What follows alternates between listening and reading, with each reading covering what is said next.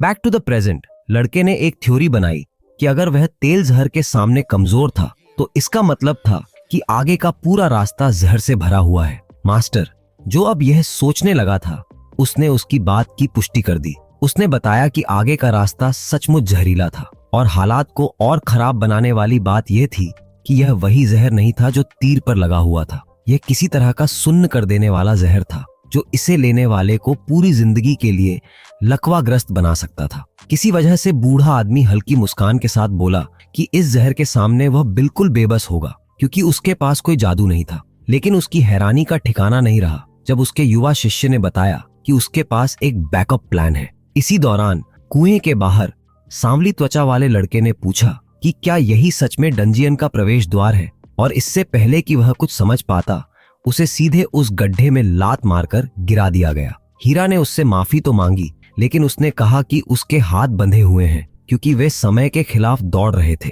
Larsen ने समझाया कि हर जहर का कम से कम एक इलाज जरूर होता है। यह कहते ही दोनों परछाइयां आखिरकार नीचे आकर उतरी। डरा हुआ लड़का अपनी साथी पर चिल्लाने लगा और बोला कि वह उसे मारने की कोशिश कर रही है। तभी अचानक उसने अपना चाकू निकाल लिया। हीरा ने ठंडे स्वर में कहा कि अगर वह तुरंत चलना शुरू नहीं करेगा तो वह सच में उसका काम तमाम कर देगी। फिर उसने कहा कि दर्द इंसान के लिए बहुत फायदेमंद होता है। हैम्पटन अच्छी तरह जानता था कि उसकी साथी मजाक नहीं कर रही थी। अब उसने अपना असली ठंडा और निर्दयी रूप दिखा दिया था। तभी बूढ़े आदमी ने महसूस किया कि कोई उनकी तरफ आ रहा है।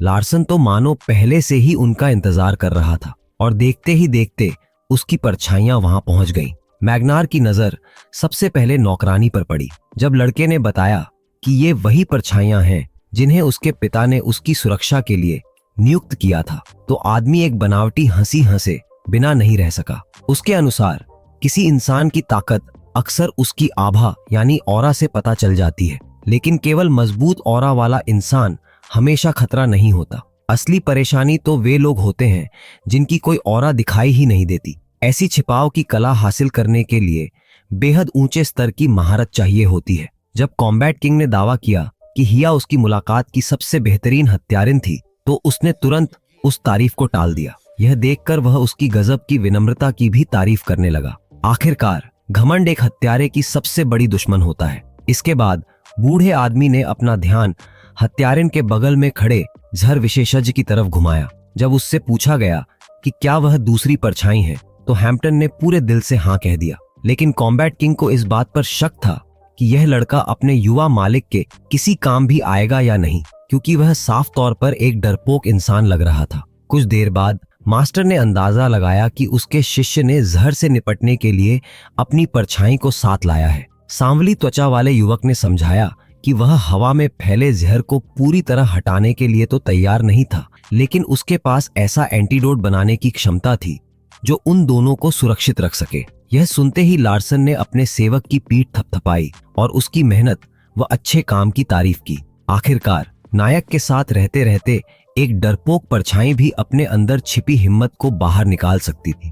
थोड़ी देर बाद हैम्पटन ने एक छोटी सी गोली तैयार की जो युवा मालिक को तब तक जहर से प्रतिरोधक क्षमता देती रहती जब तक वह उसे अपने मुंह में रखता। इसके बाद लड़के ने बहुत सख्ती से कहा कि इस गोली को किसी भी हालत में निगलना नहीं है। असली उपन्यास में इसी जहर की वजह से कासिन पूरे 3 दिन तक बुरी तरह बीमार रहा था, लेकिन चूंकि हमारा नायक खुद इस कहानी का लेखक था, इसलिए उसे डरने की कोई जरूरत नहीं थी। उसने एंटीडोट लिया और आगे बढ़ने का फैसला कर लिया। तभी मैग्नार ने अपने शिष्य को इस कमजोर से जहर पर इतना हंगामा करने के लिए टोक दिया। यह सुनकर उसने चुप रहना ही बेहतर समझा और फिर मास्टर और शिष्य दोनों उस जहरीले धुएं के बीच आगे बढ़ने लगे। कुछ समय बाद वे आखिरकार अपनी मंजिल तक पहुंच गए। अब 1000 ईयर ड्रैगन की चेस्ट प्लेट बिल्कुल पास थी। तभी अचानक उनके सामने मौजूद दरवाजा अपने आप खुल गया। उसी पल नायक की आंखें चौड़ी हो गईं। जिस चेस्ट प्लेट की उसे तलाश थी वह आखिरकार उसके सामने थी। उसे देखते ही उसके चेहरे पर खुशी फैल गई। वह कवच असल में एक पतले कपड़े जैसा दिखता था, लेकिन उसकी ताकत किसी असली आर्मर से कम नहीं थी। यह कम से कम एक बार उसके दिल की रक्षा कर सकता था। लेकिन तभी लड़के की नजर एक अजीब चीज पर पड़ी। चेस्ट प्लेट के आसपास कुछ रहस्यमयी अक्षर तैरते हुए दिखाई दे रहे थे। सिस्टम ने बताया कि केवल असली उत्तराधिकारी ही उन अक्षरों को पढ़ सकते हैं। स्थिति का जल्दी से विश्लेषण करने के बाद लार्सन इस निष्कर्ष पर पहुंचा कि उसका मास्टर, जो उस कलाकृति को ध्यान से देख रहा था, उन अक्षरों को देख ही नहीं पा रहा था। उसी क्षण उसे एहसास हुआ कि इस दुनिया में कुछ ऐसी बातें भी हैं जिन्हें वह इस दुनिया का कथित भगवान होने के बावजूद नहीं जानता। फिर भी लार्सन ने इन सवालों को फिलहाल किनारे रख दिया और सामने के काम पर ध्यान केंद्रित किया। उसने उस महान कलाकृति को अपने सीने पर रख लिया और फिर प्रक्रिया शुरू हो गई। वह कपड़ा चमकते हुए जादू में बदल गया और अपने नए मालिक के लिए एक अदृश्य ढाल की तरह काम करने लगा। वहीं दूसरी ओर उसके दिल के भीतर मौजूद ट्रांसेंडेंस का होली ग्रेल अपने नए आरामदायक छोटे से कंबल से काफी खुश दिखाई दे रहा था, मानो उसे आखिरकार सर्दी से बचने का इंतजाम मिल गया हो। इसके बाद हमारे नायक ने अपने सेंसेई का धन्यवाद किया और कहा कि अब उन्हें वापस लौट जाना चाहिए। मैग्नार ने तय किया कि अब छोटे लड़के को एक जरूरी सबक सिखाने का समय आ गया है। उसने समझाया कि केवल धन्यवाद कहने से काम नहीं चलता, असली कृतज्ञता तो सिक्कों से दिखाई जाती है। बाद में कासेन परिवार के घर में जब दोनों लड़के नहा रहे थे, लार्सन अपने सबसे अच्छे दोस्त को अपना नया अदृश्य कवच दिखाने लगा। उसे देखकर उपन्यास का नायक इतना हैरान और उत्साहित हो गया कि लार्सन को याद आ गया कि आखिर कासेन अभी भी एक बच्चा ही था। अब हमारा नायक खुद पर थोड़ा ज्यादा ही फिदा हो चुका था। उसने अपने दोस्त से कहा कि वह उसके सीने पर मुक्का मारकर नए कवच की ताकत जांचे, लेकिन छोटा लड़का इतना उत्साहित हो गया कि न जाने कहां से एक असली तलवार निकाल लाया और कवच की असली परीक्षा लेने पर उतर आया। और देखते ही देखते दोनों लड़के बाथरूम के अंदर तलवारबाजी करने लगे। बाहर खड़ी लुड़िया ने भी इसमें शामिल होने की इच्छा जताई, लेकिन नौकरानी ने तुरंत उसे मना कर दिया। सिस्टम के अनुसार चेस्ट प्लेट इस समय अपनी कुल शक्ति के केवल 32% पर काम कर रही थी और जब इसकी स्थिति 0% पर पहुंच जाती तब यह पूरी तरह नष्ट हो जाती। लगातार हो रहे इन परीक्षणों की वजह से इसकी ड्यूरेबिलिटी थोड़ी कम हो गई थी, लेकिन अच्छी बात यह थी कि जादू की मदद से इसे फिर से ठीक किया जा सकता था। कुछ समय बाद जादूगर ने तलवारबाज दोस्त से कहा कि वह उसकी रक्षा करे, क्योंकि वह अपनी माना ब्रीदिंग टेक्निक का अभ्यास करने वाला था। कासिन के चेहरे पर अनायास मुस्कान आ गई। आखिर उसे सच्ची दोस्ती का अनुभव हो रहा था, अपने दोस्त के दिल में तलवार घोंपने की कोशिश करके। दोस्ती की यह परिभाषा थोड़ी अजीब जरूर थी, लेकिन उनके लिए सब बिल्कुल सामान्य लग रहा था। देखने से ऐसा लग रहा था कि माना ब्रीदिंग का हर मिनट चेस्ट प्लेट की ड्यूरेबिलिटी में 1% जोड़ देता है, यानी उसे पूरी तरह चार्ज करने में 1 घंटा लगता। और फिर कुछ समय बाद चेस्ट प्लेट की ड्यूरेबिलिटी आखिरकार 100% तक पहुंच गई। हमारे नायक ने उसकी रक्षा करने के लिए अपने दोस्त का धन्यवाद किया। आखिर यह वही नेकदिल इंसान था जिसे उसने अपनी कहानी का नायक बनाया था। लेखक अपने इकलौते सफल निर्माण को बड़े गर्व और लगाव से देख रहा था। इसके बाद लड़का अकेला रह गया। लार्सन ने फिर हिया को बुलाया। हमेशा की तरह वह न जाने कहां से अचानक प्रकट हो गई, मानो अपने युवा मालिक की हर जरूरत का उसे पहले से ही पता हो। लार्सन ने हत्यारिन से पूछा कि क्या वह पूरी ताकत से उसके दिल में वार करने की कोशिश करना चाहेगी।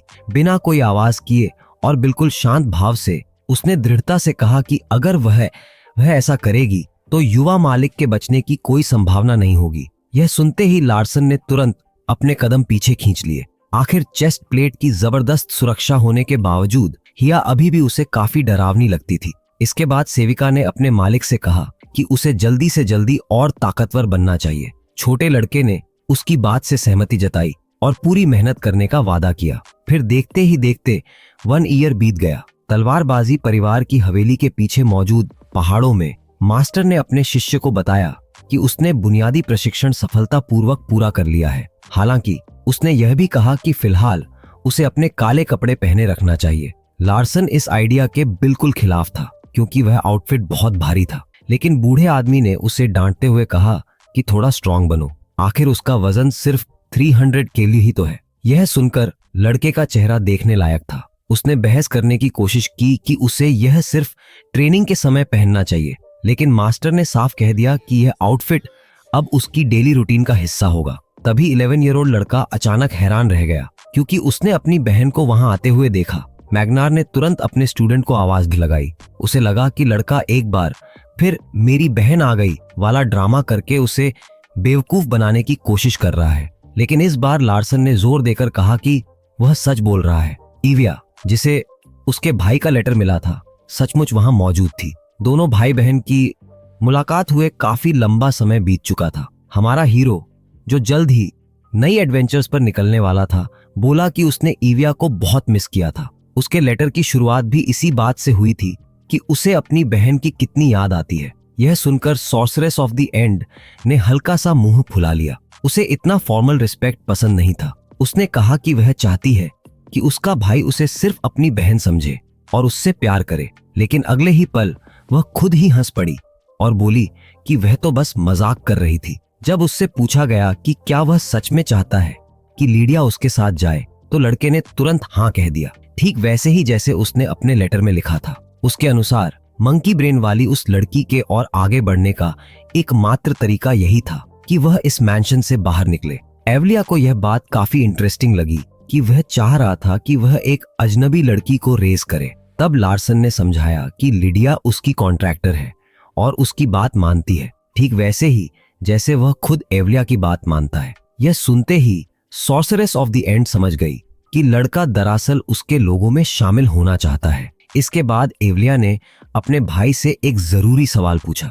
जैसे ही उसने उससे पूछा कि पिछले समय में उसकी क्या प्रोग्रेस रही, हमारा प्रोटैगनिस्ट अंदर ही अंदर घबरा गया। आखिर सच तो यह था कि एक मेज के रूप में उसकी प्रोग्रेस लगभग ना के बराबर थी। फिर भी लार्सन ने अपनी बहन को अपनी ताकत दिखाने का फैसला किया। वह समझाने लगा कि कैसे वह खुद को एक बेहतर वेसल बनाने पर काम कर रहा है। ट्रांसेंडेड माना और मैजिक कॉम्बैट टेक्निक्स शरीर पर काफी दबाव डालती थीं, लेकिन जैसे जैसे वह अपनी पावर दिखाते हुए लंबा लेक्चर देता गया, अचानक उसे रियलिटी में वापस खींच लिया गया। एवलिया ने सीधा पूछा कि उसके सामने खड़ी महिला कौन है। हमारा हीरो तुरंत बोला कि वह एक शानदार यंग लेडी है, फैमिली की सबसे बेहतरीन सक्सेसर है और एक सच्ची मेज भी है। यह सुनकर एवलिया ने उसे रोका और साफ कहा कि सबसे पहले वह उसकी बहन है। फिर उसने समझाया कि वह उसकी प्रोग्रेस के बारे में पूछ ही नहीं रही थी। असल में वह सिर्फ यह जानना चाहती थी कि उसका भाई कैसा है। पूरे 1 ईयर बाद वे मिले थे,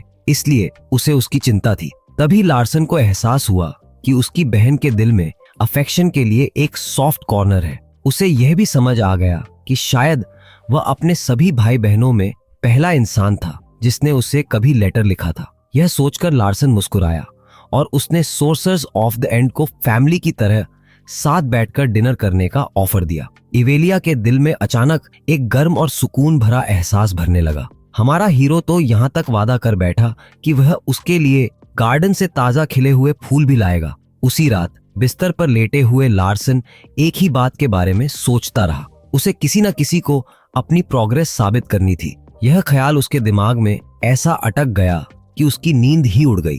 आखिरकार युवा मालिक ने अपनी असैसिन को बुला लिया और कहा कि उसने जरूर उसकी और उसकी बहन की पूरी बातचीत सुन ली होगी। हिया ने बस इतना कहा कि वह सुबह उसे जल्दी जगा देगी ताकि वह जल्दी निकल सके। साथ ही उसने यह भी बताया कि वह कुछ एक्स्ट्रा इमरजेंसी रेशंस तैयार कर देगी। लेकिन इससे पहले कि हमारा हीरो उससे पूछ पाता कि उसकी बहन उसे किस तरह का टेस्ट देने वाली है, हिया हमेशा की तरह अचानक गायब हो गई। फिर भी लार्सन एक बात को लेकर पूरी तरह श्योर था। उसे यकीन था कि यह टेस्ट उसके पुराने वाले रूप के लिए बनाया गया था और उसका नया रूप एवलिया को पूरी तरह हैरान कर देगा। अगली सुबह तक हमारा हीरो टेस्ट का एक हिस्सा पहले ही पास कर चुका था, क्योंकि उसने समझ लिया था कि असली टेस्ट क्या है। पूरी रात सोचने के बाद वह इस नतीजे पर पहुंचा था कि उसे अपनी प्रोग्रेस साबित करनी होगी, भले ही उसके मैनर्स अभी भी पहले जैसे ही थे। उसके हिसाब से सिर्फ एक ही तरीका था जिससे वह कुछ ही दिनों में यह कर सकता था और साथ ही सोर्ड्समैनशिप फैमिली को भी डिस्टर्ब नहीं करना पड़ता। यह सुनकर एवलिया क्यूरियस हो गई और उसने उससे पूछा कि आखिर उसके हिसाब से टेस्ट की नेचर क्या है। काफी सोच विचार करने के बाद लार्सन इस कंक्लूजन पर पहुंचा कि उसे बायरन स्टोन माउंटेन्स में जाकर पॉइजन गॉब्लिन्स का शिकार करना होगा। सच कहें तो उसके दिमाग में कोई दूसरा ऑप्शन आया ही नहीं और हैरानी की बात यह थी कि उसका जवाब बिल्कुल सही निकला। इसके साथ ही दोनों भाई बहन निकलने के लिए तैयार हो गए। तभी लार्सन को एक जरूरी बात याद आई और उसने हैम्पटन को साथ ले जाने की परमिशन मांगी। यह सुनकर उसकी बहन थोड़ी क्यूरियस हो गई। कुछ समय बाद मास्टर और सर्वेंट को टेलीपोर्ट करके उनकी डेस्टिनेशन पर भेज दिया गया। अचानक गेट क्रॉस करने की वजह से हैम्पटन का पेट बुरी तरह गड़बड़ा गया। हमारे हीरोज अब स्टोन माउंटेन्स में खड़े थे, जहां चारों तरफ अनगिनत लाल पाइन ट्रीज फैले हुए थे। इस जगह को बनाने में लेखक ने काफी मेहनत की थी। लाल पेड़ डेंजर का सिंबल थे और यह जंगल दुनिया की सबसे खतरनाक जगहों में से एक माना जाता था। लार्सन तुरंत समझ गया कि इस बार उसकी बहन किसी भी हालत में बीच में नहीं आएगी, चाहे उसकी जान ही क्यों न खतरे में पड़ जाए। तभी सर्वेंट ने अपने मालिक का ध्यान सामने की ओर दिलाया। वहां एक साइन लगा हुआ था जिसमें पॉइजन गॉब्लिन्स के हैबिटेट की डायरेक्शन दी गई थी, लेकिन साथ ही विजिटर्स को दूर रहने की वार्निंग भी लिखी हुई थी। कुछ कदम आगे बढ़ने के बाद ही हैम्पटन की सांस फूल गई। उसने थके हुए चेहरे के साथ पूछा कि क्या वे अब पहुंचने वाले हैं। जवाब में लार्सन ने वही लाइन दोहराई जो वह पिछले 1 आवर से बोल रहा था, बस अगले मोड़ पर पहुंच जाएंगे। और जैसे ही वे आखिरकार अपनी डेस्टिनेशन पर पहुंचे, लार्सन ने अपने सर्वेंट को आदेश दिया कि वह सारी चीजें ठीक वैसे ही फैला दे जैसा उसे पहले बताया गया था। तभी एवलिया को अचानक एहसास हुआ कि यह शैडो यहाँ पॉइजन गॉब्लिन से लड़ने के लिए नहीं आया था। उसे अच्छी तरह पता था कि उसका भाई अकेले इतने सारे पॉइजन गॉब्लिन्स का सामना नहीं कर सकता। इसी वजह से उसने पहले से सोच रखा था कि जब लार्सन खुद को साबित कर देगा तब वह बाकी गॉब्लिन्स को संभाल लेगी। थोड़ी देर बाद उसकी सारी प्रिपरेशंस पूरी हो गई। जब उसने हैम्पटन से पूछा कि क्या वह पेड़ पर चढ़ सकता है, तो बेचारा सच बताने में शर्म महसूस करने लगा। यह देखकर लार्सन ने बिना कुछ कहे उसे अपनी पीठ पर लादा और खुद पेड़ पर चढ़ने लगा। यह देखकर सॉर्सरेस ऑफ द एंड भी हैरान रह गई। उसने खुद को इनविजिबल बनाने वाला स्पेल इस्तेमाल किया और अपने छोटे भाई के नए और बेहतर सेटअप को ध्यान से देखने लगी। तभी आसपास मौजूद जानवरों जैसी उन क्रीचर्स की नाक में गंध पहुंच गई। बिल्कुल प्लान के मुताबिक पॉइजन गॉब्लिन का एक बड़ा झुंड अपने शिकार की तलाश में तेजी से उनकी तरफ बढ़ने लगा। गॉब्लिन पूरी रफ्तार से आगे दौड़ पड़े।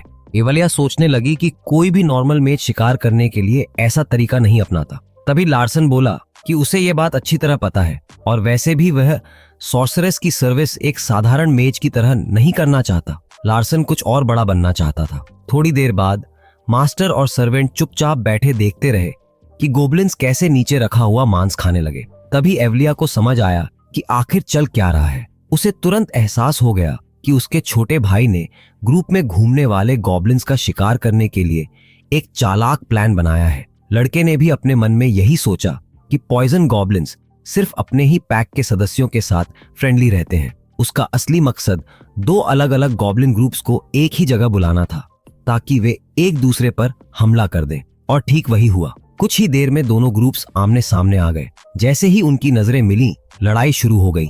गॉब्लिन्स पागलों की तरह एक दूसरे पर टूट पड़े। इसके साथ ही हमारे हीरो का प्लान आखिरकार शुरू हो गया। अब बस बैठकर यह पूरा शो देखने का समय था। राइवल पैक्स के सदस्य सच में एक दूसरे से नफरत करते थे। गॉब्लिन्स एक दूसरे के साथ ऐसी क्रूअल्टी और वायलेंस दिखा रहे थे जो इंसानों को भी टक्कर दे सकती थी। उड़ते हुए मांस और शरीर के टुकड़ों से बचते हुए एवलिया मरे हुए गॉब्लिन्स की गिनती करने लगी। आखिर में सिर्फ एक घायल गॉब्लिन बचा जो अभी भी खड़ा था। लड़ाई जीतने के बाद वह खुद पर बहुत गर्व महसूस कर रहा था। उसे लग रहा था कि उसने शानदार जीत हासिल कर ली है, लेकिन उसे बिल्कुल अंदाजा नहीं था कि अब वह शिकारी नहीं बल्कि शिकार बन चुका है। अचानक उसे महसूस हुआ कि पीछे कोई उसे देख रहा है और इससे पहले कि वह कुछ समझ पाता, उस पर एक 11 ईयर ओल्ड लड़के ने हमला कर दिया जिसकी ताकत हैरान कर देने वाली थी। अगले ही पल एक ही वार में गॉब्लिन का ऊपरी आधा शरीर पूरी तरह उड़ गया।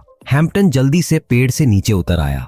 नीचे पड़े कटे फटे गॉब्लिन्स को देखकर लड़के को घिन आने लगी। एवलिया काफी हैरान थी क्योंकि कुल 24 पॉइजन गॉब्लिन्स मारे जा चुके थे।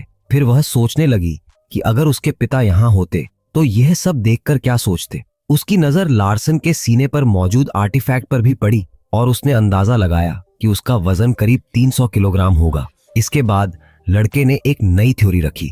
उसके हिसाब से अगर इतने सारे गॉब्लिन एक बड़े होर्ड में ऑर्गेनाइज्ड थे तो जरूर कहीं ना कहीं उनका कोई लीडर भी छिपा हुआ होगा। उसने रास्ते में आने वाली हर केव को पहले ही मार्क कर रखा था। उसने कहा कि जब वे गॉब्लिन लीडर के सामने पहुंचेंगे तब वह अपनी प्रोग्रेस पूरी तरह दिखाएगा। यह सुनकर और उन्हें सीधे खतरे की तरफ बढ़ते देखकर शैडो का शरीर डर से कांपने लगा। आखिरकार जब हमारे हीरोज आखिरी केव तक पहुंचे तो उनका स्वागत एक बेहद गंदी बदबू ने किया। अंदर का माहौल इतना खराब था कि वहां ज्यादा देर खड़ा रहना भी मुश्किल लग रहा था। देखने से लग रहा था कि इस ट्राइब का चीफ कोई वॉरियर नहीं बल्कि एक विच डॉक्टर था। जैसे ही उसे एहसास हुआ कि कोई आ गया है, उसके हाथ से हथियार सीधे जमीन पर गिर पड़ा। वह सचमुच एक विच डॉक्टर निकला और डर के मारे केव के कोने में सिकुड़कर कांपने लगा। मामला अब बिल्कुल साफ था। गॉब्लिन सॉर्सरेस ऑफ द एंड की मौजूदगी से इतना डर गया था कि उसका पूरा आत्मविश्वास ही गायब हो चुका था। लेकिन मजेदार बात यह थी कि बेचारे गॉब्लिन से भी ज्यादा डरा हुआ हैम्पटन लग रहा था। आसपास बिखरी हुई हड्डियों को देखकर आसानी से अंदाजा लगाया जा सकता था कि गॉब्लिन्स इंसानों के मांस का इस्तेमाल सिर्फ खाने के लिए ही नहीं बल्कि फर्नीचर जैसी चीजें बनाने के लिए भी करते थे। हालांकि हमारे प्रोटैगोनिस्ट के लिए यह सब ज्यादा मायने नहीं रखता था। उसके लिए सिर्फ एक ही बात महत्वपूर्ण थी। उसने जंगल के नियम के अनुसार उस कमजोर गॉब्लिन का अंत करने का फैसला कर लिया। केव से बाहर आने के बाद लड़के ने अपनी बहन को समझाया कि उसने अपनी मैजिक कॉम्बैट टेक्निक की प्रोग्रेस कैसे दिखाई। जब उससे पूछा गया कि क्या उसे इतनी हिम्मत आ गई थी कि वह दुश्मन के बॉस के पास सीधे चला जाए, तो लार्सन ने तुरंत कहा कि उसे पूरा भरोसा था कि उसकी बहन जरूरत पड़ने पर उसकी मदद कर देती। एवलिया ने इस जवाब को थोड़ा सॉफ्ट और कमजोर बताया, फिर भी वह इससे नाराज नहीं हुई। इसके बाद सॉर्सरेस वहां से चली गई, लेकिन जाते जाते उसने वादा किया कि अगली बार मिलने पर वह अपने छोटे भाई के लिए गिफ्ट्स लेकर आएगी। लार्सन साफ देख सकता था कि एवलिया काफी खुश थी। उसके जाने के बाद हैम्पटन ने अपने युवा मालिक से पूछा कि क्या अब उन्हें साडा मैंशन तक पैदल वापस जाना होगा। यह सुनकर हमारे हीरो को एहसास हुआ कि वह अपने सर्वेंट को पूरी बात बताना ही भूल गया था। इसलिए उसने समझाया कि वे अगले कुछ दिन इसी फॉरेस्ट में बिताने वाले हैं। उनके पास इमरजेंसी राशंस भी मौजूद थे। हैम्पटन के चेहरे का रिएक्शन देखते ही लार्सन समझ गया कि वह तुरंत घर लौटना चाहता है। तब हीरो ने उसे बताया कि उसने लोया को अपनी बहन की देखरेख में छोड़ दिया है और लड़की के जाने के बाद मेड को भी सारी जानकारी दे दी जाएगी। यह सुनकर हैम्पटन को आखिरकार समझ आ गया कि उसका मालिक असैसिन के आने का इंतजार करना चाहता है जो उन्हें वापस ले जाएगी। इसके बाद लार्सन ने कहा कि फिलहाल यह जगह सुरक्षित है क्योंकि उन्होंने पॉइजन गॉब्लिन्स का पूरा ग्रुप खत्म कर दिया था। तभी हैम्पटन ने अचानक पूछा कि क्या उसका मालिक यहाँ उन लोगों को बचाने आया था जो अनप्रोटेक्टेड एरियास में रहते हैं। लेकिन लार्सन को समझ ही नहीं आया कि वह किस बारे में बात कर रहा है। तब हैम्पटन ने बताया कि ज्यादातर इंसान प्रोटेक्टेड रीजन्स के बाहर रहते हैं, बिल्कुल उसके माता पिता की तरह जिन्हें उसकी आंखों के सामने जिंदा जला दिया गया था। यह याद करते हुए उसकी आवाज भारी हो गई। फिर उसने गर्व से कहा कि उसे अपने मालिक पर बहुत गर्व है क्योंकि वह गॉब्लिन लीडर को मारने यहाँ आया था, खासकर यह जानने के बाद कि वे इंसानों का शिकार करते हैं। उसी पल उस छोटे शरारती लड़के ने हालात का फायदा उठाने का फैसला कर लिया और हैम्पटन की बातों के साथ खेलना शुरू कर दिया। दूसरी तरफ लार्सन सोचने लगा कि भले ही एवलिया जाते समय खुश दिख रही थी, लेकिन क्या वह सच में उसके नतीजों से संतुष्ट थी। तभी लेखक को एहसास हुआ कि उसने जिस एवलिया को अपनी कहानी में बनाया था वह ऐसे नतीजों पर शायद दया ही करती। यह सोचते ही लार्सन ने तुरंत अपनी हेवनली आईज का इस्तेमाल किया क्योंकि उसे महसूस हो गया था कि उसका असली टेस्ट अब शुरू होने वाला है। अगले ही पल उसने अपने सर्वेंट को आदेश दिया कि जैसे ही वह सिग्नल दे वह बिना ऊपर देखे सीधे केव की तरफ भागे। पहले तो पॉइजन मास्टर पूरी तरह कंफ्यूज्ड हो गया, लेकिन फिर अचानक उसके चेहरे का रंग उड़ गया। उसे कुछ ऐसा दिखाई दिया जिसने उसे अंदर तक डरा दिया। अचानक एक विशाल बिल्ली जैसा जानवर उनके सामने आ गया। उसका आकार इतना बड़ा था कि वह लगभग एक घर जितना दिखाई दे रहा था। व्हाइट टाइगर आखिरकार सामने आ चुका था। जैसे ही सर्वेंट डर के मारे कांपने लगा, लार्सन मन ही मन गिनती शुरू करने लगा। उसे पता था कि कोई भी अचानक हरकत टाइगर को चौकन्ना कर देगी, इसलिए वह सही मौके का इंतजार करता रहा। और फिर उसने हैम्पटन को आदेश दिया कि वह जितनी तेजी से हो सके केव की तरफ भाग जाए। हैम्पटन पूरी तरह कंफ्यूज्ड हो गया क्योंकि उसका मालिक उसके साथ केव की तरफ नहीं भाग रहा था। शुरुआत में उसे शक हुआ, लेकिन आखिर में उसने उस इंसान पर भरोसा करने का फैसला किया जिसका वह पीछा करता था। इसके बाद हमारे हीरो ने उस विशाल टाइगर की तरफ देखा और उसे उकसाते हुए कहा कि उसका ध्यान सिर्फ उसी पर रहे। अगले ही पल लार्सन और वह खतरनाक मर्डर कैट एक दूसरे की आंखों में आंखें डालकर खड़े थे। लार्सन के अनुसार इवेलिया को लगा होगा कि पॉइजन गॉब्लिन्स उसके लिए बहुत आसान थे, इसलिए उसने उसे उसकी लिमिट्स तक धकेलने का फैसला किया। 1 साल पहले वाला लार्सन, जो विंड वेट यूटिलाइजेशन का इस्तेमाल करता था, इस पूरे काम को पागलपन मानता। आखिर उसका असली टास्क एक जिंदा व्हाइट टाइगर को पकड़ना था। लार्सन को अपने शरीर में बह रही विंड एनर्जी का एहसास अच्छा लग रहा था। उसने उसी एनर्जी को अपने अंदर चैनल करना शुरू किया। इवेलिया के असली चैलेंज को पार करने के लिए उसने सबसे पहले स्पीड के इस मॉन्स्टर को चैलेंज करने का फैसला किया। इसलिए उसने अपनी स्पीड का इस्तेमाल करते हुए टाइगर को अपनी तरफ खींचना शुरू कर दिया। लेकिन टाइगर भी बिजली की तरह तेज था और उसने जल्दी ही दूरी कम कर ली। लार्सन किसी तरह आखिरी सेकंड में उसके जबड़ों से बच निकला। अब उसे सिर्फ एक चीज चाहिए थी और वह थी आखिरी वार करने का डिटर्मिनेशन। इसलिए उसने अपनी एडवांस्ड यूटिलाइजेशन टेक्निक का इस्तेमाल किया और अपनी पूरी ताकत मुट्ठी में इकट्ठा कर ली। फिर उसने एक जबरदस्त पंच मारा, जिसकी टक्कर से एक शक्तिशाली शॉकवेव पैदा हो गई। अपने इस अटैक का नतीजा देखकर प्रोटोगोनिस्ट काफी खुश हुआ, लेकिन लड़ाई अभी खत्म नहीं हुई थी। टाइगर अब पूरी तरह गुस्से में था। इससे पहले कि लार्सन कुछ समझ पाता, वह सीधे उसकी झपट झपट पड़ा। इस बार बचने का कोई रास्ता नहीं था, इसलिए उसके पास सिर्फ सेल्फ डिफेंस का ऑप्शन बचा। अगले ही पल टाइगर ने इतनी भयानक ताकत से हमला किया कि लार्सन हवा में उड़ता हुआ जाकर दीवार से टकराया। ड्रैगन चेस्ट प्लेट ने भी उसकी मदद की। उसने अपने मालिक को बचाने के लिए अपनी ड्यूरेबिलिटी का 38% इस्तेमाल कर लिया। अगर वह आर्टिफैक्ट नहीं होता तो हमारा हीरो उसी पल मर चुका होता। फिर भी टाइगर इतना ताकतवर था कि उसने उसकी कुछ हड्डियां तोड़ ही दी। लार्सन ने तुरंत सेल्फ हीलिंग टेक्निक का इस्तेमाल किया। भले ही उसकी स्पीड व्हाइट टाइगर से ज्यादा थी, लेकिन डिफेंस और ड्यूरेबिलिटी के मामले में वह अभी भी पीछे था। इसलिए उसने फैसला किया कि फिलहाल केव में वापस जाकर स्ट्रैटेजी बनाना ही सबसे अच्छा ऑप्शन है। केव के अंदर पहुंचते ही उसे हैम्पटन दिखाई दिया, जो खुद को कोस रहा था और लगभग रोते हुए मर जाने की बात कर रहा था। हैम्पटन अपनी मालिक की चोटों के लिए खुद को जिम्मेदार मान रहा था। दूसरी तरफ लार्सन ट्रेडिशनल हीलिंग मेथड्स का इस्तेमाल कर रहा था, क्योंकि सेल्फ रिकवरी बहुत ज्यादा मना खर्च करती थी। हैम्पटन बार बार कह रहा था कि एक शैडो के लिए अपने मालिक के लिए जान देना सबसे बड़ा सम्मान होता है, लेकिन लार्सन ने उसे तुरंत चुप कराया और कहा कि लाइफ और डेथ कोई हल्का टॉपिक नहीं है। उसने साफ कहा कि उसे जिंदा रहने के लिए अपने शैडो की जरूरत है। इसी वजह से उसने वादा किया कि वह हर हाल में हैम्पटन की रक्षा करेगा। उसी पल सांवली त्वचा वाला वह लड़का, जो हमेशा खुद को बहुत टफ दिखाने की कोशिश करता था, अचानक कुछ इंपॉर्टेंट समझ गया। इस बीच व्हाइट टाइगर अभी भी केव के बाहर जोर जोर से दहाड़ रहा था, लेकिन एक अजीब बात थी, किसी वजह से वह केव के अंदर आने की कोशिश ही नहीं कर रहा था।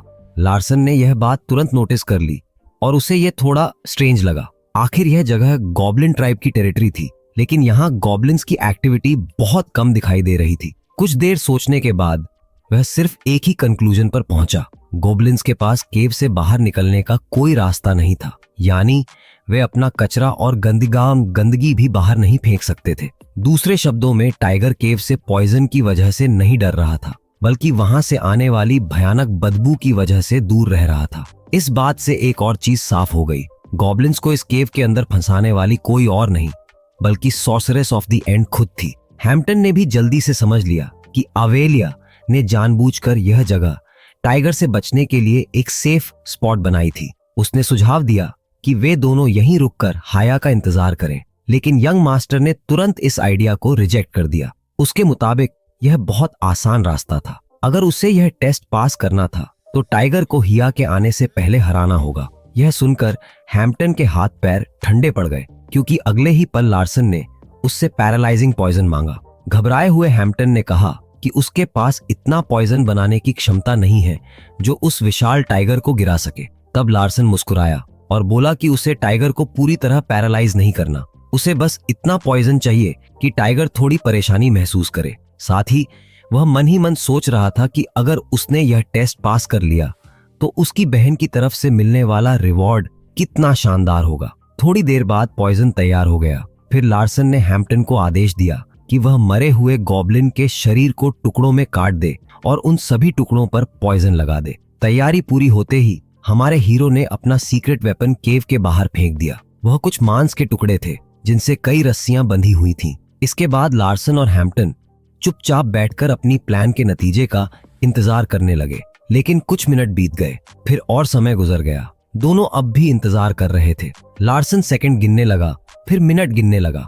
देखते ही देखते आधा घंटा बीत गया। बाहर का मौसम अब काफी गर्म हो चुका था। व्हाइट टाइगर अपनी जीभ बाहर निकाले खड़ा था और उसकी हालत पहले जैसी नहीं लग रही थी। साफ था कि पॉइजन अपना असर दिखाने लगा था। लार्सन को ओरिजिनल नॉवेल याद आ गई। वहां एक साधारण चाइल्ड मेज कभी भी अकेले व्हाइट टाइगर को नहीं हरा सकता था। अवेलिया भी यह बात अच्छी तरह जानती थी। शायद इसी वजह से उसने यह लगभग इम्पॉसिबल टास्क उसके सामने रखा था। वह अपने छोटे भाई की लिमिट्स देखना चाहती थी। लेकिन हमारे हीरो ने तय कर लिया था कि वह सिर्फ टेस्ट पास नहीं करेगा, बल्कि ऐसा प्रदर्शन करेगा कि सब हैरान रह जाए। उसका मकसद यह दिखाना था कि पिछले 1 साल में वह कितना बदल चुका है। उसे लार्सन मार्टिन के रूप में इस दुनिया में जागे हुए अब 2 इयर्स हो चुके थे और उसकी एग्जीक्यूशन में अभी भी 7 इयर्स बाकी थे। उसकी मौत की किस्मत पहले से लिखी जा चुकी थी, लेकिन वह उस डेस्टिनी को स्वीकार करने वाला नहीं था। उसने खुद यह दुनिया लिखी थी, इसलिए वह अपनी ही बनाई हुई किस्मत को बदलना चाहता था। उसका लक्ष्य था अपनी बहन से ज्यादा ताकतवर बनना, अपने पिता से ज्यादा शक्तिशाली बनना और यहाँ तक कि अपने ही नॉवेल के ओरिजिनल प्रोटैगनिस्ट से भी आगे निकल जाना। ये सोचकर उसकी आंखों में दृढ़ संकल्प चमक उठा और फिर एक बार फिर दोनों लड़के उस विशाल व्हाइट टाइगर के सामने जा खड़े हुए। जैसे ही उस मॉन्स्टर की नजर लार्सन पर पड़ी, उसने गुस्से से भरी एक भयानक दहाड़ लगा दी। लार्सन दोबारा लड़ाई शुरू करने के लिए पूरी तरह तैयार था। उसका असली गोल सिर्फ एक था, इस खतरनाक दुनिया में जिंदा रहना। तभी सिस्टम ने उसे बताया कि उसने अपनी जबरदस्त डिटर्मिनेशन की वजह से एक नई एबिलिटी अनलॉक कर ली है, जिसका नाम था ब्लिट्स टैक्टिक। यह सुनकर प्रोटैगनिस्ट पूरी तरह हैरान रह गया। सच कहें तो उसे अपनी ही किस्मत पर यकीन नहीं हो रहा था। और तभी कुछ अजीब होने लगा। अचानक उसके आसपास एक तेज रोशनी फैल गई। हैम्पटन यह सब देखकर दंग रह गया। उसके मालिक के अंदर इतना मना इकट्ठा हो चुका था कि अब वह आसानी से 4th सर्कल मैच बनने लायक था। इसके बाद सिस्टम ने बताया कि फिलहाल वह इस नई एबिलिटी को सिर्फ 3 सेकंड्स तक मेंटेन कर सकता है। साथ ही फ्लो भी धीरे धीरे अपने आप एक्टिवेट हो रहा था। लेकिन इस नई शक्ति की एक बड़ी समस्या थी, यह पागलों की तरह एनर्जी खा रही थी।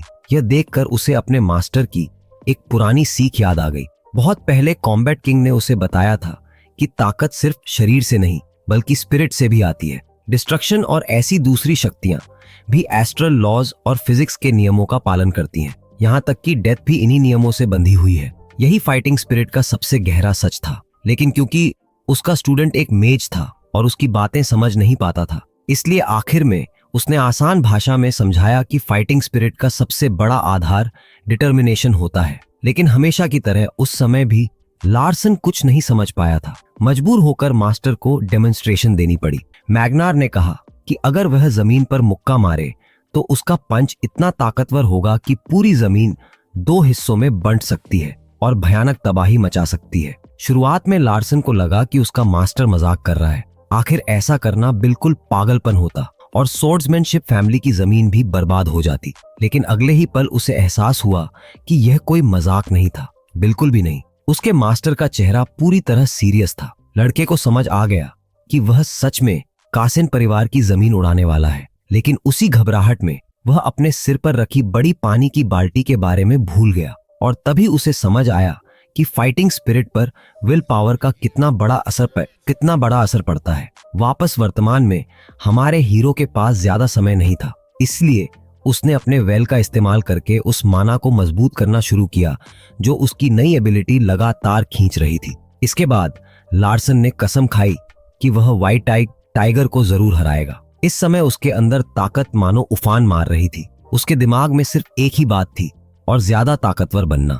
ब्लिट्स स्पिरिट अब पूरी तरह एक्टिवेट हो चुका था। हमारा हीरो अपनी नई एबिलिटी से काफी खुश था और उसे आजमाने के लिए बेचैन था। लेकिन उसकी सबसे बड़ी कमी यह थी कि वह सिर्फ 3 सेकंड्स तक ही इस्तेमाल की जा सकती थी। इसी वजह से उसने बिना समय बर्बाद किए तुरंत आगे की ओर डैश लगा दी।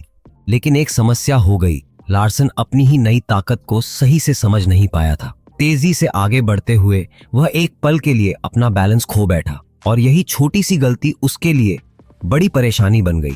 वह बेतहाशा खुद को संभालने की कोशिश करने लगा क्योंकि उसका 1 प्रेशियस सेकंड पहले ही बर्बाद हो चुका था। यह देखकर उसने तुरंत अपने विंड एट्रीब्यूट यूटिलाइजेशन का इस्तेमाल किया। इस टेक्निक ने उसे हवा के साथ एक जैसा बना दिया। अगले ही पल वह हवा की तरह हल्का और तेज होकर बेहद खूबसूरती से आगे की ओर बढ़ गया और देखते ही देखते हमारा हीरो शुद्ध एनर्जी के एक तीर की तरह आगे बढ़ने लगा। अब उसके पास सिर्फ 1 सेकंड बचा था। उस पल लड़का पूरी तरह तैयार था। आखिर फाइटिंग स्पिरिट की असली ताकत को बाहर निकालने का यही सही तरीका था। इसलिए उसे अपनी पूरी हिम्मत और इच्छा शक्ति को एक जगह इकट्ठा करना था ताकि वह व्हाइट टाइगर को हरा सके। अगले ही पल युवा मालिक ने खुद को संभाला और अपनी सारी ताकत एक ही अटैक में डाल दी। हैम्पटन अपनी आंखों पर यकीन नहीं कर पा रहा था। यह आखिरी वार बेहद खतरनाक और थका देने वाला था। चारों तरफ खून बिखर गया और हमारा हीरो अपनी सारी एनर्जी खत्म कर बैठा। उसकी हेवनली आई और ब्लिट्स टैक्टिक दोनों बंद हो गए।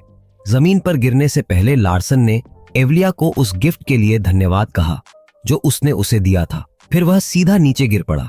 यहाँ तक कि होली ग्रेल ऑफ ट्रांसेंडेंस भी थका हुआ महसूस कर रहा था क्योंकि उसकी सारी शक्ति पूरी तरह खाली हो चुकी थी। ऐसा लग रहा था कि ब्लिट्स टैक्टिक को और बेहतर बनाने के लिए बहुत मेहनत करनी पड़ेगी क्योंकि इस एबिलिटी ने अपने यूजर को हिलने डुलने और बोलने तक के लायक नहीं छोड़ा था। लेकिन मामला अभी पूरी तरह खत्म नहीं हुआ था। तभी दोनों लड़कों के चेहरे डर से सफेद पड़ गए। जंगल में एक और व्हाइट टाइगर छिपा हुआ था। उसी समय हमारे प्रोटैगनिस्ट की एक थ्योरी सही साबित हुई। दूसरे व्हाइट टाइगर को कोई और नहीं बल्कि असैसिन पहले ही संभाल चुकी थी।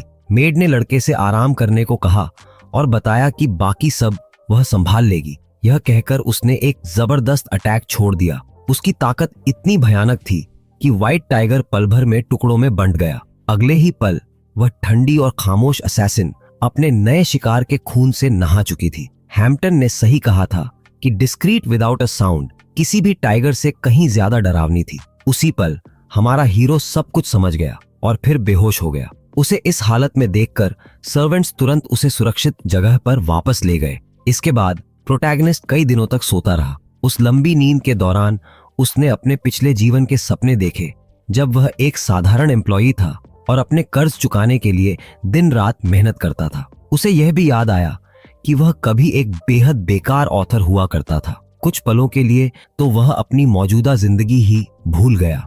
लेकिन आखिरकार सपना खत्म हुआ और 11 ईयर ओल्ड लड़का जाग गया। मेड के अनुसार वह लगातार 3 डेज तक सोता रहा था। अब ऐसी बातें उसके लिए लगभग नॉर्मल बन चुकी थीं। जागते ही उसकी नजर सामने रखे व्हाइट टाइगर के दिल पर पड़ी और वह चौंक गया। यह वही टाइगर था जिसे डिस्क्रीट विदाउट अ साउंड ने मारा था। असैसिन ने बताया कि व्हाइट टाइगर का दिल माना रिकवरी के लिए बहुत फायदेमंद होता है, इसलिए वह इसे उसके लिए लाई थी। प्रोटैगनिस्ट ने उसे धन्यवाद दिया और फिर कहा कि लगता है सॉर्सरेस ऑफ द एंड को पहले से पता था कि वह यहाँ पहुंचेगी। दूसरे शब्दों में कहें तो इवेलिया ने जानबूझकर दूसरे व्हाइट टाइगर का इंतजाम किया था ताकि असैसिन कुछ देर के लिए व्यस्त रहे और उसका टेस्ट बिना किसी रुकावट के पूरा हो सके। इसके बाद लार्सन ने एक अजीब सी बात की तरफ ध्यान दिलाया। अगर वह सही सोच रहा था तो असैसिन को पास पहाड़ पर पहुंचते ही दोनों टाइगर्स की मौजूदगी का एहसास हो जाना चाहिए था। फिर भी दूसरे टाइगर को मारने के बाद हायरा बहुत धीरे धीरे उनकी तरफ वापस आई थी और यह बात बिल्कुल समझ नहीं आ रही थी। आखिर एक ऐसी असैसिन जिसकी ताकत इतनी ज्यादा थी, उसके लिए व्हाइट टाइगर का वजन कोई मायने ही नहीं रखता था। फिर वह इतनी धीमी क्यों चल रही थी?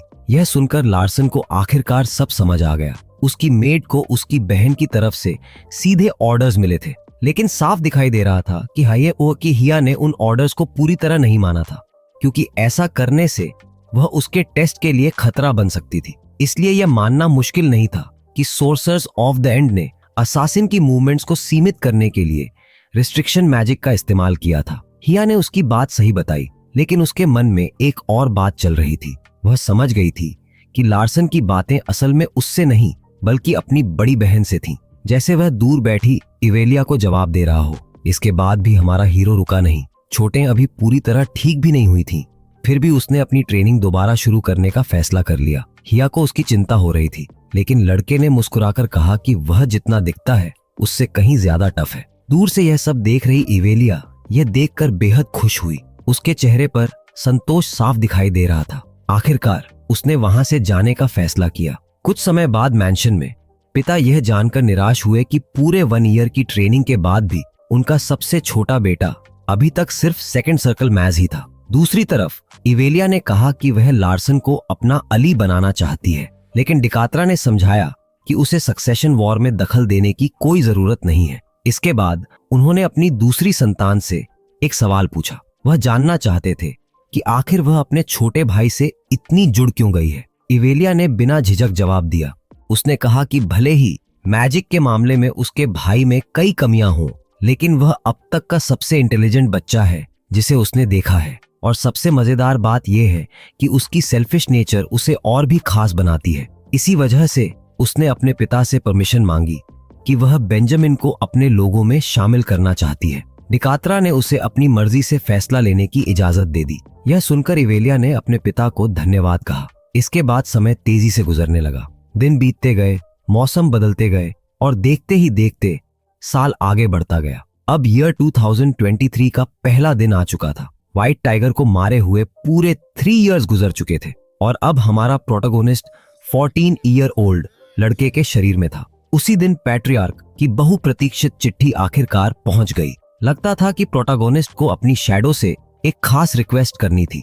लार्सन ने उससे हेयर कट देने को कहा। लेटर के अनुसार उसे तुरंत मेन हाउस वापस लौटना था। उसके मुताबिक जब मेज फैमिली का कोई बच्चा 14 और 16 साल की उम्र के बीच होता है, तब उसे पिलग्रिमेज नाम की एक खास जर्नी पर जाना पड़ता है। इस दौरान उसे दुनिया में घूमकर आर्टिफैक्ट्स ढूंढने पड़ सकते थे और साथ ही अपने लोग भी खोजने होते थे, यानी ऐसे लोग जो उसकी बात माने और उसके साथ चले, ठीक हिया की तरह। लार्सन ने हिया से पूछा कि मेन एस्टेट वापस पहुंचने के बाद वह सबसे पहले क्या करेगी। हिया, जो अब सिर्फ मेड नहीं रह गई थी, तुरंत बोली कि वह सबसे पहले जाकर अपना कमरा साफ करेगी। इसके साथ ही हेयर कट भी पूरा हो गया। युवा मालिक पहले से भी ज्यादा फ्रेश और शानदार लग रहा था। उसने हिया को उसके काम के लिए थैंक्स कहा, लेकिन हमेशा की तरह उसने तारीफ को टाल दिया। जब हिया ने उससे पूछा कि वापस लौटते ही वह सबसे पहले क्या करने वाला है, तो हीरो ने बताया कि वह इस बारे में काफी समय से सोच रहा था। सच तो यह था कि मेज फैमिली के बेंजामिन ने अपना फैसला पहले ही कर लिया था। दूसरी तरफ जैसे ही लीडिया को पता चला कि उसका मालिक वापस आने वाला है, वह खुशी से उछल पड़ी। लेकिन अगले ही पल उसकी गलत वोकैब्युलरी के लिए उसके सिर पर हल्की सी चपत लगा दी गई। वह उन बेकार लेसन से पूरी तरह तंग आ चुकी थी और बस जल्द से जल्द अपने दोस्त के पास वापस जाना चाहती थी। इसके बाद एवेलिया ने लीडिया से कहा कि शायद उसे लार्सन से मिलने का मौका भी न मिले, क्योंकि हमारा हीरो मेन हाउस पहुंचते ही अपने पिता से मिलेगा। लेकिन लीडिया को इस बात पर बिल्कुल भरोसा नहीं था। उसने पूरे कॉन्फिडेंस के साथ कहा कि लार्सन उससे मिलने जरूर आएगा, क्योंकि आखिर वह उसका सबसे अच्छा दोस्त है। यह सुनकर सॉर्सरेस ऑफ द एंड ने उसे याद दिलाया कि ब्लड रिलेशंस के सामने फ्रेंडशिप की ज्यादा वैल्यू नहीं होती। लेकिन यह बात सुनकर छोटी लड़की ने अपना ही कंक्लूजन निकाल लिया। उसके हिसाब से अगर उसे लार्सन के और करीब जाना है तो उसे उसकी वाइफ से बन जाना चाहिए। यह सुनते ही उसके सिर पर एक और हल्की चपत पड़ी। दूसरी तरफ सबसे छोटे बेटे की वापसी की खबर तीसरी बहन तक भी पहुंच चुकी थी। उसे यह जानकर जलन हो रही थी कि लार्सन ने एवलिया का टेस्ट पास कर लिया था। वह इतनी जेलस थी कि उसने उसकी सफलता को सिर्फ लकी एक्सीडेंट बता दिया, लेकिन उसके आसपास खड़े लोगों को उसकी बातें सिर्फ बेकार की बकवास लग रही थी। असल में वे उस इंसान से ज्यादा नाराज थे जिसने एंशिएंट स्टोन के ऊपर रखा उनका लेजेंडरी आर्टिफैक्ट चुरा लिया था। उन गार्डियंस ने हंकर के नाम पर उस विच को खत्म करने की कसम खा ली। तभी उनमें से एक आदमी नोबल गर्ल के पास पहुंचा और जानना चाहा कि उसने वह स्टोन कहां छिपाया है, लेकिन उसकी शैडो तुरंत अपनी मालकिन की रक्षा के लिए सामने आ गई। तभी अचानक शैडो के चेहरे का रंग उड़ गया। पूरे कमरे में एक डरावनी और खतरनाक ऑरा फैलने लगी थी। उस आदमी ने फैसला किया कि वह इसी वक्त मेज को मार देगा। फिर वह उसका मजाक उड़ाने लगा। उसे हैरानी हो रही थी कि लड़की उसके मसल्स और आर्म्स की तारीफ कर रही थी, जबकि उसे उससे डरना चाहिए था। और फिर रेड हैट वाली लड़की ने अपनी चाल चल दी। अगले ही पल गार्ड ने उसका सिर पकड़कर पूरी ताकत से उसे दीवार की तरफ फेंक दिया। बाकी गार्ड्स जोर जोर से हंसने लगे। तभी आई पैच वाला आदमी बोला कि उन्हें मेडन्स को हल्के में नहीं लेना चाहिए, लेकिन जिसने उसे दीवार में पटका था उसने हंसते हुए कहा कि सब कुछ कंट्रोल में है, मगर अगले ही पल उसकी मुस्कान गायब हो गई। उसे एहसास हुआ कि उसका एक हाथ अचानक गायब हो चुका है। पर्जिया को एक खरोंच तक नहीं आई थी और वही उसका हाथ काट कर ले गई थी। इतना ही नहीं, वह पागलों की तरह उसके हाथ का एक टुकड़ा काटकर खाने लगी और सोचने लगी कि अब शरीर का कौन सा हिस्सा काटना चाहिए। यह देखकर सभी सोर्ड्समैन के होश उड़ गए। फिर भी उन्होंने पीछे हटने से इनकार कर दिया। उनके हिसाब से सामने वाली दोनों लड़कियां चाहे हाउस ऑफ मतान से हों, लेकिन आखिर वे सिर्फ महिलाएं ही थीं। यही सोचकर वे उन दोनों को मारने के लिए आगे बढ़ गए। तभी नोबल गर्ल ने अपनी शैडो को संबोधित किया। उसने साफ कह दिया कि अगर दुश्मनों में से एक भी उसे खरोंच लगाने में कामयाब हुआ तो वह खुद अपनी शैडो को सजा देगी। इसके बाद एक छोटी लेकिन जबरदस्त लड़ाई शुरू हुई। आई पैच वाले आदमी को जल्दी ही समझ आ गया कि उनका दुश्मन कितना खतरनाक है। वह और उसके एलीट स्क्वाड के बाकी लोग पैट्रियार्क की बेटी के सामने टिक ही नहीं पाए। पर्सिया खून की प्यास में डूबी हुई थी और उसने किसी पर भी दया नहीं दिखाई। यह देखकर उस आदमी ने फैसला किया कि पीछे हटकर बाकी लोगों को वार्निंग देना ही बेहतर होगा। लेकिन जैसे ही वह मुड़ा, उसकी रीढ़ में ठंडी सिहरन दौड़ गई। किसी वजह से उसका अपने शरीर पर कंट्रोल खत्म हो चुका था और इससे पहले कि वह कुछ समझ पाता, उसका सिर उसके धड़ से अलग हो चुका था। अगले ही पल उसका कटा हुआ सिर विच के हाथ में था। पर्जिया ने उसे देखकर निराश चेहरा बनाया और बोली कि उसने सोचा था ये आदमी थोड़ा ज्यादा हैंडसम होगा। इसके बाद तीसरी बहन का ध्यान अपने छठे भाई की पिलग्रिमेज पर गया। जब उससे पूछा गया कि क्या वह जाकर उसका स्वागत करेगी, तो उसने तुरंत मना कर दिया। आखिर उसके हिसाब से ऐसे इंसान की कोई अहमियत नहीं थी जिसके अंदर कोई पोटेंशियल ही न हो। दूसरी तरफ वही बेकार समझा जाने वाला लड़का अपनी वाटर मैजिक की मदद से अनगिनत मॉन्स्टर्स को खत्म कर रहा था। वहीं कार्लटन अपने छोटे भाई से पुराना हिसाब बराबर करने के लिए बेचैन था। दूसरी ओर पर्जिया का पूरा ध्यान लार्सन पर था, जो एक बार उसके हाथों से निकल चुका था।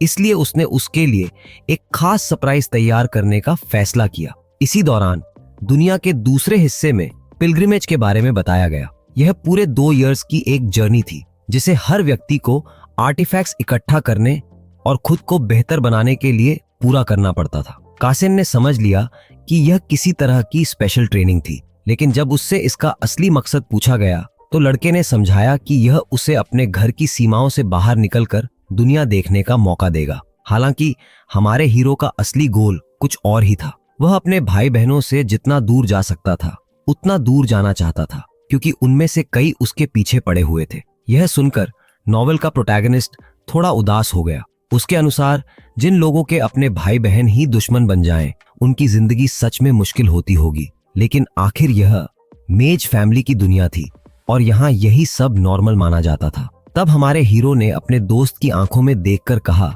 कि चाहे कुछ भी हो जाए, वे हमेशा दोस्त रहेंगे। यह सुनकर कासिम मुस्कुराया और उसने ऑथर का हाथ पकड़कर हिलाया, मानो दोनों हमेशा की फ्रेंडशिप की कसम खा रहे हों। इसी बीच सडेस की जमीन पर कहीं और लेडी सोसो ने भी हिया की मदद लेने से मना कर दिया, क्योंकि आखिर वह उसकी मेड नहीं थी। लेकिन जब असैसिन ने उसका पर्सनल एड बनने का प्रस्ताव दिया, तब भी हमारे हीरो की मां ने मना कर दिया। उसका कहना था कि मेड वाले काम वह खुद हायर से कहीं बेहतर कर सकती है। यह सुनकर सफेद बालों वाली असैसिन कुछ पल के लिए चुप रह गई। उसे समझ ही नहीं आया कि जवाब क्या दे। फिर लेडी सोसो ने उससे पूछा कि मेन एस्टेट लौटने के बाद क्या वे पहले की तरह अच्छे दोस्त बने रह पाएंगे। हाया के चेहरे का रिएक्शन देखकर लेडी सोसो समझ गई कि मामला इतना आसान नहीं है। तब उसने कहा कि वह उसके साथ खुलकर बात कर सकती है। साथ ही उसने समझाया कि मेन एस्टेट लौटने के बाद हालात पहले से कहीं ज्यादा कॉम्प्लिकेटेड हो जाएंगे। तभी असैसिन को अचानक कुछ महसूस हुआ। दूसरी तरफ लेडी सोसो भी समझ गई कि उसका बेटा पास आ रहा है। उसने हिया से कहा कि वह उसके बेटे के साथ भी वही फ्रेंडलीनेस दिखाए जो वह उसके साथ दिखाती है। लेकिन असैसिन ने शांत आवाज में कहा कि सबके लिए सबसे अच्छा यही होगा कि वह उससे थोड़ी दूरी बनाए रखे। यह कहकर वह हमेशा की तरह गायब हो गई। कुछ देर बाद दरवाजे पर खड़े लड़के ने अपनी मां को बताया कि उन्हें अगले दिन मेन एस्टेट वापस लौटना है। उसने ये भी बताया कि वहां पहुंचते ही उसे अपने पिता से मिलना होगा। लेकिन जब हमारे हीरो ने कहा कि वह चाहता है कि उसकी मां उसके साथ चले, तो लेडी सोसो पूरी तरह चौंक गई। उसके चेहरे पर डर साफ दिखाई देने लगा। वह कांपने तक लगी जैसे उसे किसी अनहोनी का डर हो। लेकिन लार्सन ने उसकी बात सुनी और वादा किया कि वह उसे किसी भी नुकसान से बचाएगा। इसके बाद लड़के ने कहा कि उसे अपनी माँ से एक और मदद चाहिए, एक ऐसी रिक्वेस्ट जो कहानी में एक बिल्कुल नया ट्विस्ट और नया वेरिएबल जोड़ने वाली थी। उसी दिन थोड़ी देर बाद लेडी सोसो काफी खुश दिखाई दे रही थी। उसने असासिन को बुलाया। हिया को यह बात काफी अजीब लगी क्योंकि नोबल लेडी ने दावा किया था कि उसने किसी तरह उसकी मौजूदगी महसूस कर ली थी। हमारे हीरो की माँ ने बताया कि वह बहुत खुश है कि वह मेड की दोस्त बन पाई। फिर सोसो ने समझाया कि उसका बेटा चाहता है कि वह उसके साथ जाकर उसके पिता से मिले। दूसरे शब्दों में कहें तो अब वह नहीं चाहता था कि उसकी माँ हमेशा की तरह छिपी रहे।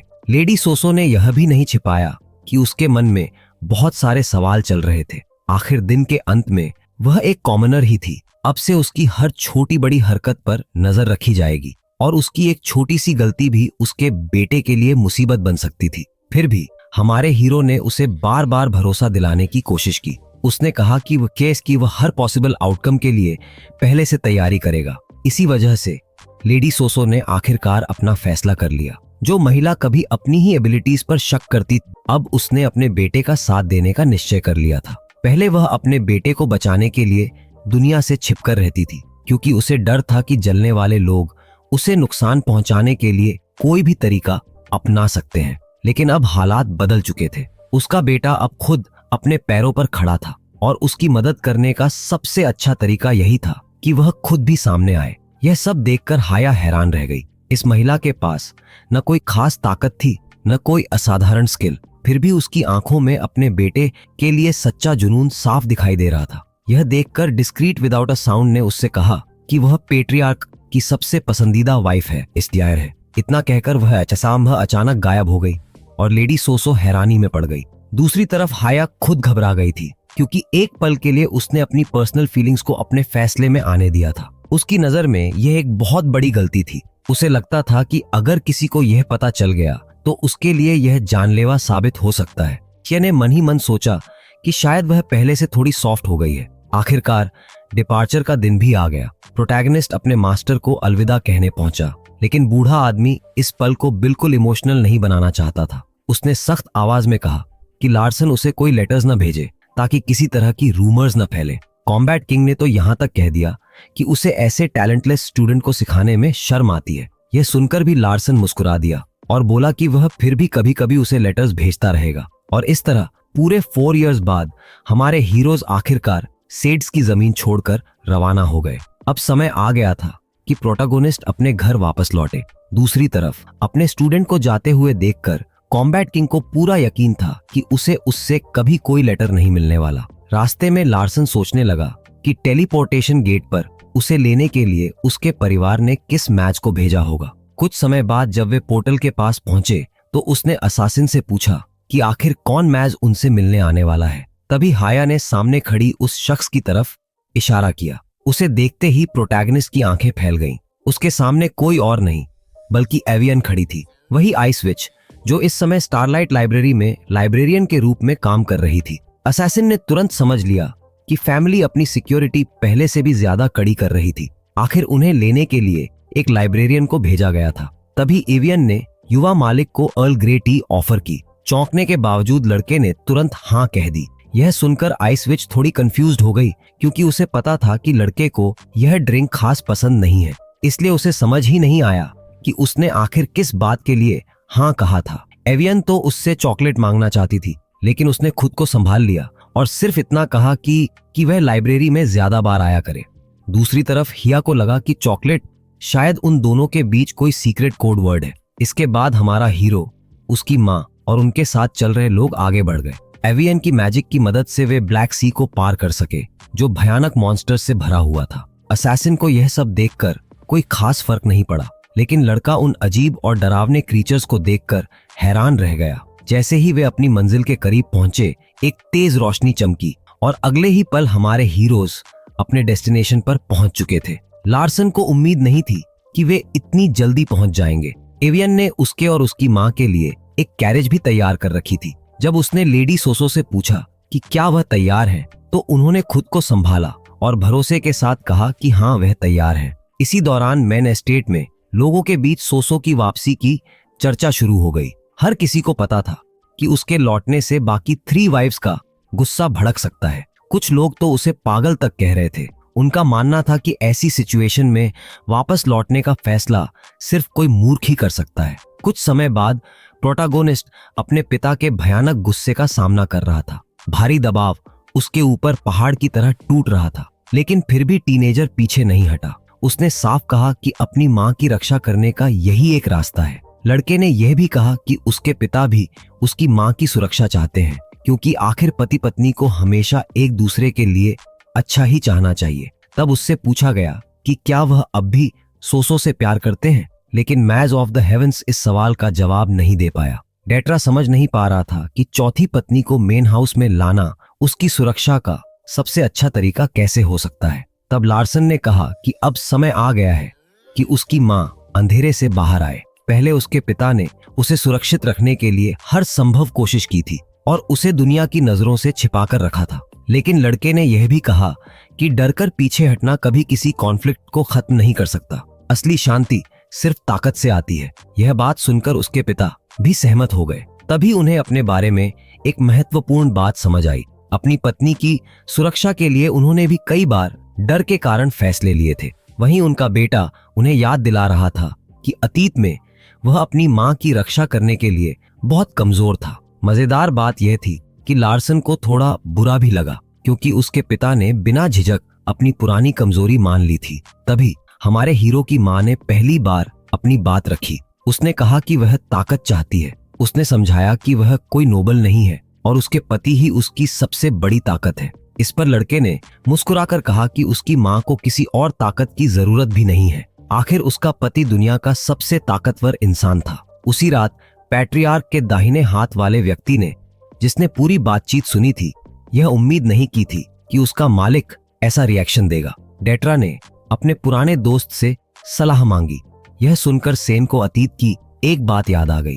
बहुत पहले डेट्रा ने खुद उससे कहा था कि इंसान को सिर्फ वर्तमान में जीने पर ध्यान देना चाहिए। सेन के अनुसार वर्तमान में सही मायनों में जीने का सिर्फ एक ही तरीका है, और वह है इस पल को पूरी तरह समझना। पैट्रियार्क के दाहिने हाथ ने बताया कि पुराने दिनों में उसका मालिक हमेशा वही फैसले लेता था जो उसे सही लगते थे, और उसने तय कर लिया था कि चाहे कुछ भी हो जाए वह हमेशा उसका साथ देगा। अपने दोस्त की इतनी सच्ची लॉयल्टी देखकर डेट्रा को काफी सुकून मिला। इसके बाद सेन ने अपनी पुरानी कहानी सुनाई।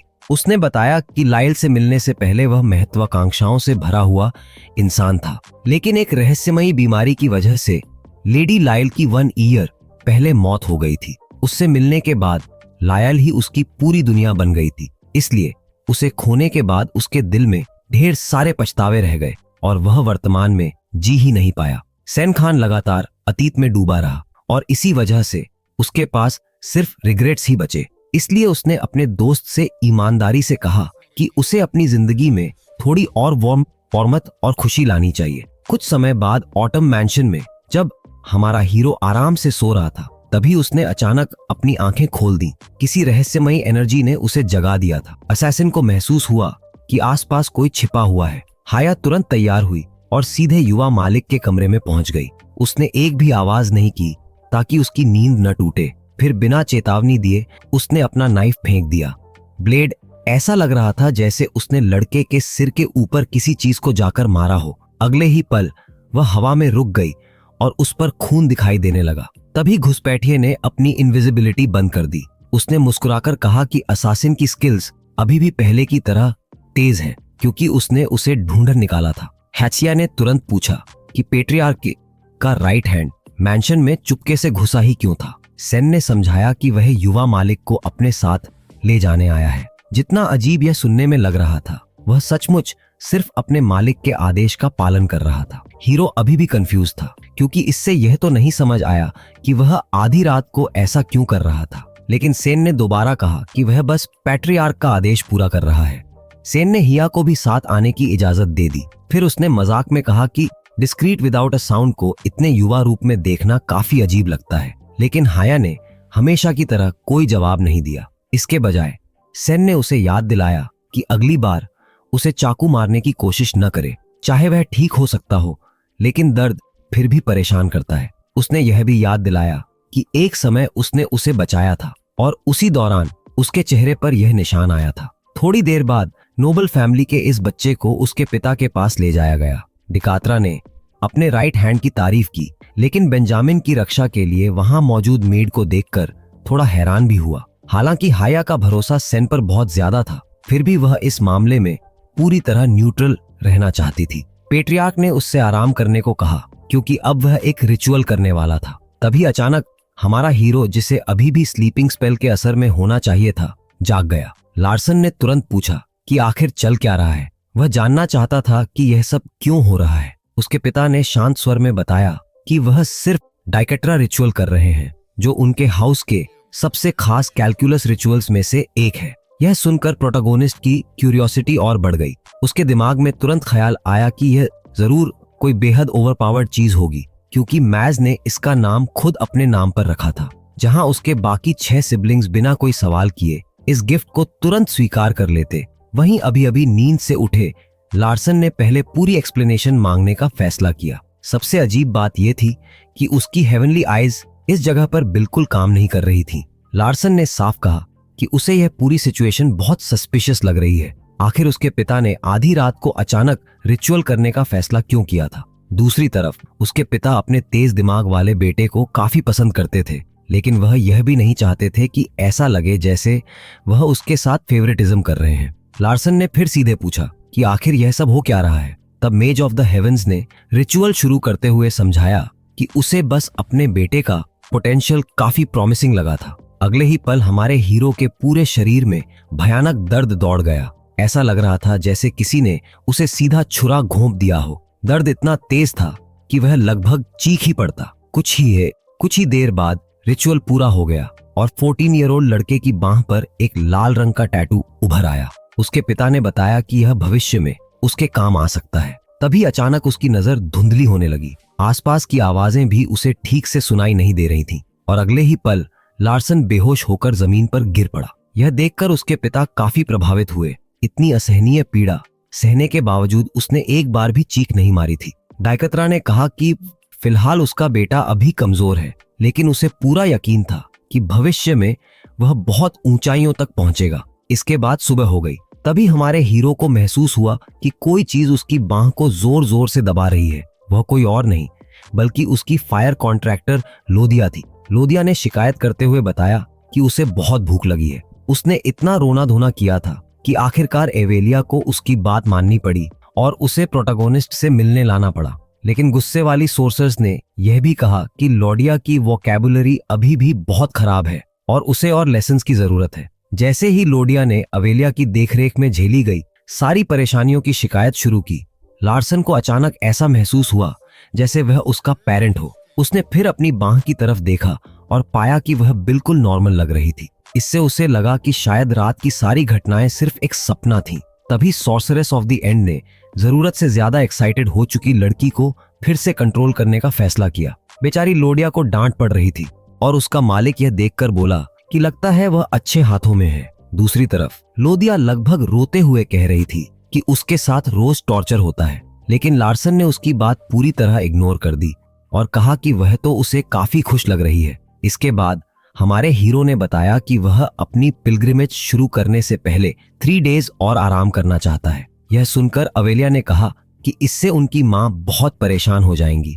यह बात सुनते ही लार्सन के चेहरे का शौक देखने लायक था। उसकी रिएक्शन देखकर उसकी बहन काफी क्यूरियस हो गई, लेकिन उसने उससे कहा कि इस बात पर ध्यान न दे। तभी लोदिया और नहीं सह पाई। उसने गुस्से में एक विशाल फायर स्नेक समन कर दिया, लेकिन एवेलिया के चेहरे पर जरा भी डर नहीं आया। अगले ही पल वह विशाल आग का सांप सीधा ब्लॉन्ड लड़की की तरफ फेंका गया। फिर भी सॉर्सरेस ऑफ द एंड बिना पलक झपकाए खड़ी रही और उसने बड़ी आसानी से उस स्पेल को रोक दिया। इसके बाद वह फिर असली मुद्दे पर आ गई। एवेलिया ने अपने छोटे भाई को उसका टेस्ट पास करने पर बधाई दी और कहा कि उसके लिए एक रिवॉर्ड भी है। लार्सन तुरंत समझ गया कि वह 3 इयर्स पहले व्हाइट टाइगर वाले इंसिडेंट की बात कर रही है। फिर उसे बिस्तर से उठने के लिए कहा गया और अगले ही पल उसे एक नई रोब गिफ्ट की गई। सॉर्सरेस ऑफ द एंड ने बताया कि यह उसकी तरफ से एक स्पेशल प्रेजेंट है। यह रोब व्हाइट ड्रैगन स्केल्स से बनाई गई थी जो अपने आप में एक लेजेंडरी आइटम था।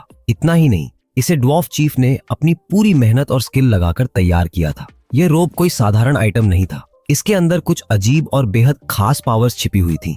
दरअसल यही वही रोब थी जिसे सॉर्सरेस ऑफ द एंड ने अपनी पिलग्रिमेज के दौरान पहना था और इसने उसे अनगिनत बार मौत के मुंह से बचाया था। लार्सन ने इस शानदार गिफ्ट के लिए अपनी बहन को दिल से धन्यवाद दिया, लेकिन अवेलिया ने बताया कि उसे इस रोब को थोड़ा रिस्टोर भी करना पड़ा था। तभी हमारे हीरो को एक और चौंकाने वाली बात पता चली। यह रोब अपने मालिक को एक बार ऐसा मौका दे सकती थी कि वह सिक्स्थ सर्कल मैज जितने ताकतवर दुश्मन को भी मार सके। यह सुनकर लार्सन सच में हैरान रह गया। आखिर सर्कल 6 तक पहुंचना हर किसी के बस की बात नहीं थी। वहां तक सिर्फ वही लोग पहुंचते थे जिनके पास असाधारण टैलेंट और पोटेंशियल होता था। यानी यह रोब भविष्य के लिए एक बेहद कीमती ट्रम्प कार्ड थी। लार्सन ने एक बार फिर अपनी बहन का शुक्रिया अदा किया। अवेलिया ने उसे सुरक्षित यात्रा की शुभकामनाएं दी और यह भी कहा कि वह उम्मीद करती है कि अगली बार मिलने पर उसका छोटा भाई पहले से भी ज्यादा मजबूत बन चुका होगा। इसके बाद सॉर्सरेस ऑफ द एंड और सभी मेजेस की दुश्मन कही जाने वाली वह महान जादूगरनी वहां से चली गई। जाते जाते ओलिया के मन में बस एक ही इच्छा थी कि उसका छोटा भाई इतना शक्तिशाली बने कि वह उन लोगों और चीजों की रक्षा कर सके जिन्हें वह सबसे ज्यादा महत्व देता है। इसके 3 डेज बाद हैम्पटन अपने मालिक को विदा करने की तैयारी कर रहा था। उसने बताया कि उसने लार्सन के लिए ढेर सारे एंटीडोट्स तैयार कर दिए हैं ताकि यात्रा के दौरान किसी भी पॉइजन का सामना किया जा सके। फिर हमारे हीरो ने अपने दूसरे शैडो की तरफ देखा और अपनी मां की जिम्मेदारी उसके हवाले कर दी। इसके बाद उसने उस लाइब्रेरियन का भी धन्यवाद किया जो उसे विदा कहने आई थी, लेकिन जैसे ही उसने उससे हाथ मिलाया उसे अपनी हथेली में कुछ महसूस हुआ। आवियन ने चुपके से उसे एक कैंडी पकड़ा दी थी। यह उसके लिए बिल्कुल परफेक्ट गिफ्ट था क्योंकि मिठाइयों की शौकीन आवियन के लिए लार्सन ही चॉकलेट का सबसे बड़ा सोर्स था। और इसी के साथ मेज फैमिली का सबसे छोटा बेटा अब अपने घर के सेक्रेड रूल्स का पालन करने जा रहा था। अब वह 14 इयर्स ओल्ड हो चुका था और उसकी पिलग्रिमेज आधिकारिक रूप से शुरू होने वाली थी। तभी अचानक हवा में आग चमकी। अगले ही पल एक मीटियर उसके ठीक पास आकर गिरा। यह और कोई नहीं बल्कि लोडिया थी जिसने हमेशा की तरह बेहद ड्रामेटिक एंट्री मारी थी। उसने गर्व से बताया कि उसे सॉर्सरेस ऑफ द एंड से परमिशन मिल चुकी है। अपनी लेटर में अवेलिया ने लिखा था कि भले ही वह अपने भाई को अपना स्टूडेंट बनाना चाहती थी, लेकिन उसके लिए दुनिया घूमकर अनुभव हासिल करना ज्यादा फायदेमंद होगा। पिलग्रिमेज के दौरान अगले 2 इयर्स तक उसे किसी टीचर की जरूरत नहीं पड़ेगी, इसलिए बेहतर होगा कि लोडिया उसके साथ जाए क्योंकि वह भी उसकी एक वैल्यूएबल एसेट थी। यह सुनकर लार्सन ने फैसला किया कि उसे लोडिया को अपने साथ ले जाना चाहिए। यह सुनते ही लड़की खुशी से लगभग उछल पड़ी और आखिरकार वह पल आ गया जिसका इंतजार इतने समय से हो रहा था। अपने दोस्तों और साथियों के साथ लार्सन मार्टिन अब उन नई एडवेंचर्स की तरफ बढ़ने के लिए पूरी तरह तैयार था जो उसका इंतजार कर रही थी।